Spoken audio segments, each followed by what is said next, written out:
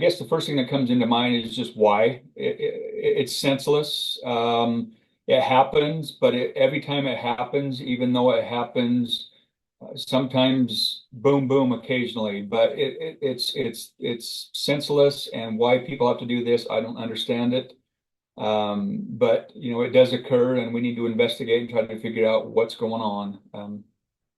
Gus, how difficult are these investigations? These are very remote, vast areas, and there's not cameras on every corner like your Yeah, downtown. I've already since we've posted things, I've already seen questions like, aren't there cameras in the parking lots and this and that. It's like, unfortunately, we're dealing with public lands, which is usually very remote. Sagebrush, juniper trees, topography. It's very difficult. We can recover some evidence such as like some slugs, type thing from a bullet if it happens to stay in the animal. The problem is you have to tie that back to an individual weapon or an individual. And so it is very, very difficult to prove up on these sort of cases unless we have help from the public. If we have an eyewitness, if we have somebody that saw some kind of suspicious activity that would help us point us in a direction, that helps, but beyond that, it's very, very difficult. Have you been able to connect the three deaths to a similar weapon used all in one? We're so early. We literally have folks still on the ground today investigating it. First of all, we want to make sure we don't have any other animals that might be out there, one, or any animals that might be wounded. And so we are literally canvassing the area on foot. We're making coordination to bring a drone in to do an aerial survey. We at times will also bring in like saddle horses or UTVs or side by sides and really scour to make sure we don't have any other animals. The worst thing we want to do is have an injured animal out there we're not aware of and allow that animal to suffer. We need to make sure that we have the scene contained and there's no other surprises for us out there. I think people are, if they fall into this realm of interest of these wild horses in Utah, there's some prolific and very well-known herds. What Uh-huh. is this a herd that people would know about? Is this like an associated herd? I'm glad you brought that up because this is very unique. And these particular wild horses, they are wild horses, but they are actually not located within any herd area or any herd management area. It's actually public lands. So a horse that's on public lands running freely, for example, that still falls under the 1971 Wild Horses and Burros Act. These horses can actually be tied back to an illegal release that occurred back in the late 80s.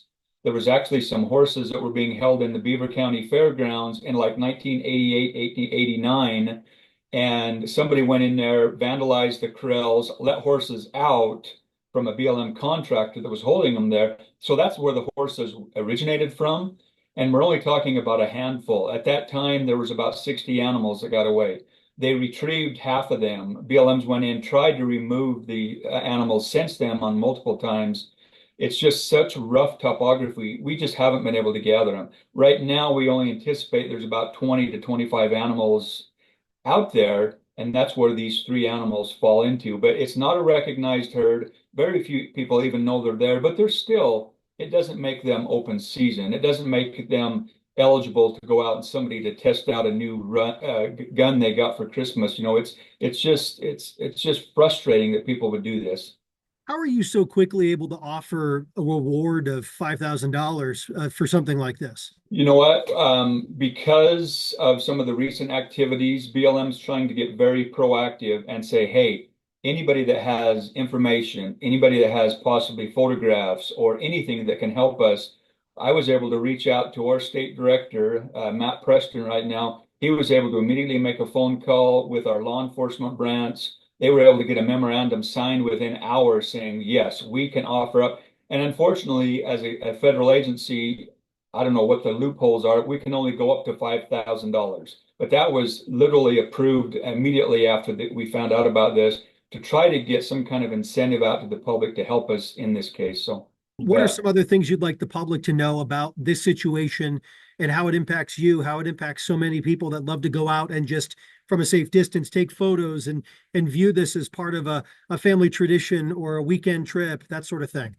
Well, I guess I'd like to just convey to the public that wild horses are just like any other uh, maybe comparable scenic wildlife species that people adore, they love.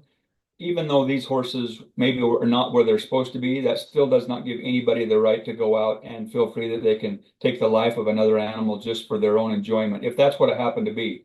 Given the fact that we have three animals, somebody was very blatant in wanting to hurt and kill these animals. And these are out there for the public's enjoyment. They're covered by federal law, and a person that is convicted, they face some steep penalties, fines, jail time. It's not something that should be treated lightly.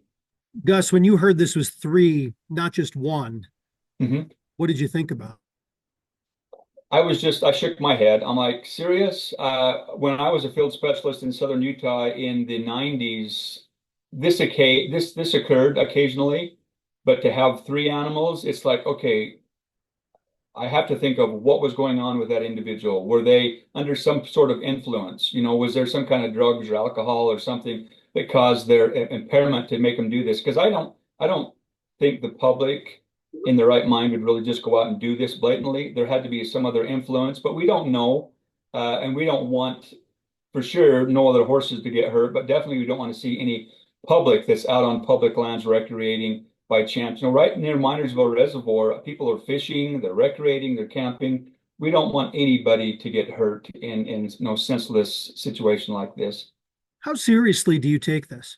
Very seriously. I mean, we literally, it was all weekend long. It happened. I found out about it Saturday. We worked on it Sunday. We have folks on there. We've worked very closely with Beaver County Sheriff's Office. They've been fabulous to work with. They want to do everything they can because this is bringing negative publicity to their county, and they want to support us in finding the culprits. And we take this very, very seriously.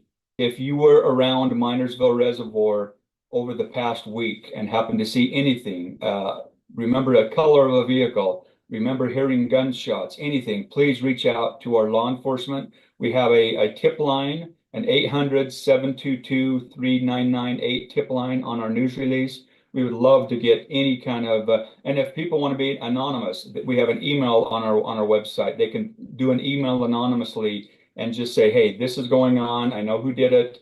We'll take anonymous or whatever, any kind of information we'll take at this point.